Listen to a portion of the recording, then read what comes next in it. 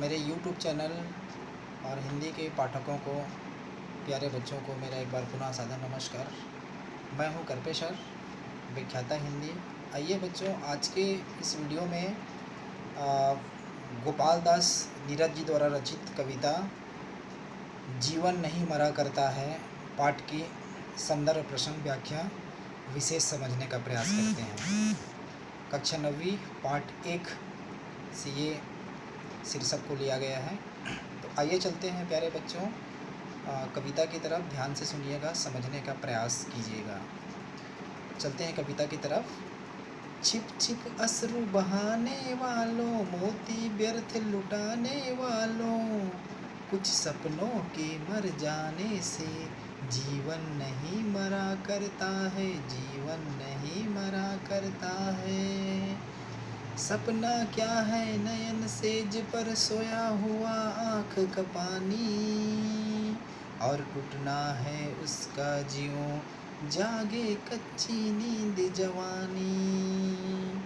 गीली उम्र बनाने वालों, डूबे बिना नहाने वालों, कुछ पानी के बह जाने से सावन नहीं मरा करता है, सावन नहीं मरा करता है।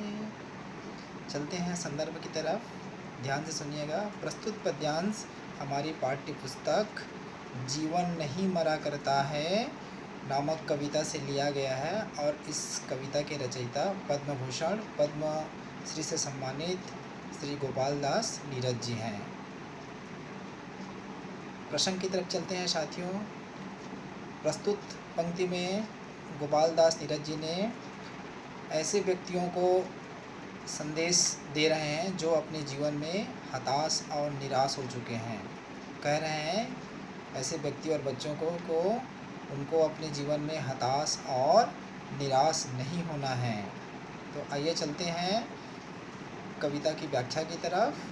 छिप छिप अश्रु बहाने वालों, मोती व्यर्थ लुटाने वालों। यहाँ पर प्यारे बच्चों, छिप छिप अश्रु बहाने से तात्पर्य है कि कोई व्यक्ति या कोई बच्चे अपने जीवन में कुछ कार्य छूट जाते हैं या उनके सपने टूट जाते हैं, तो क्या करते हैं, वो अपने आप को कमरे में बंद कर लेते हैं और रोने लगते हैं। मोती व्यर्थ लुटाने वालों, इससे तात्पर्य है बच्चों कि अपने आप को कमरे में बंद करके आंसू बहाने लगते हैं और पछतावा करते हैं।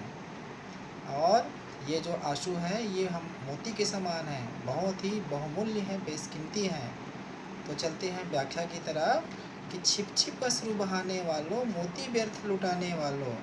प्रस्तुत पंक्ति में कवि गोपाल दास नीरज जी ने उन व्यक्तियों को संबोधित करते हुए कहते हैं कि जो व्यक्ति या जो बच्चे अपने जीवन में हताश और निराश हो चुके हैं, उनको ये सलाह देते हुए कहते हैं कि हमें अपने जीवन में हताश और निराश नहीं होना है। बच्चों, क्या हुआ कि हमारे कुछ सपने अधूरे रह गए, कुछ कार्य अधूरे रह गए, कुछ सपने टूट गए, तो इससे हमारा जीवन कभी समाप्त नहीं होता। छिप छिप के आंसू बहाने से, और हमारे जो आंसू मोती के समान है उसको बहाने से कोई हमें इसमें फ़ायदा नहीं होने वाला है, कुछ हासिल नहीं होने वाला है। हमें इस हताशा और निराशा से आगे ऊपर कर जीवन में आगे निरंतर आगे बढ़ते रहना है और अपने कार्य में सफल होना है।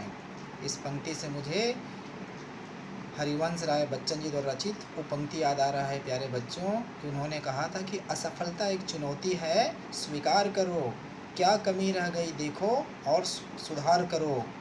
जब तक न सफल हो नींद चैन को त्यागो तुम, संघर्ष का मैदान छोड़ मत भागो तुम।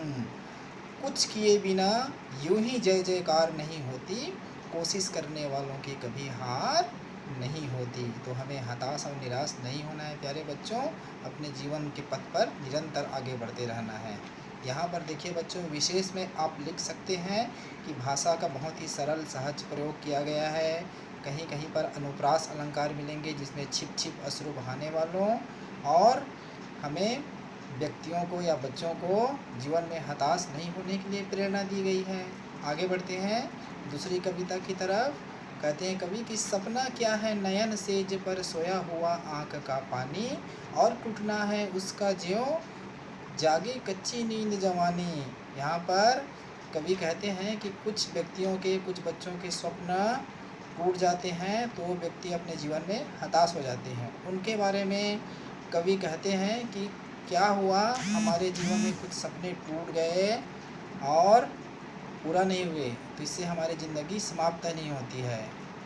जब हम सायंकाल रात्रि के समय सोने जाते हैं सेज पर, बिस्तर पर, तो हमारे नींद पड़ते ही हमें सपने आते हैं और सपनों के संसार में खो जाते हैं। और जैसे ही हमारी निद्रा टूटती है, हम नींद से जागते हैं तो सपन भी टूट जाता है और हताश और निराश हो जाते हैं।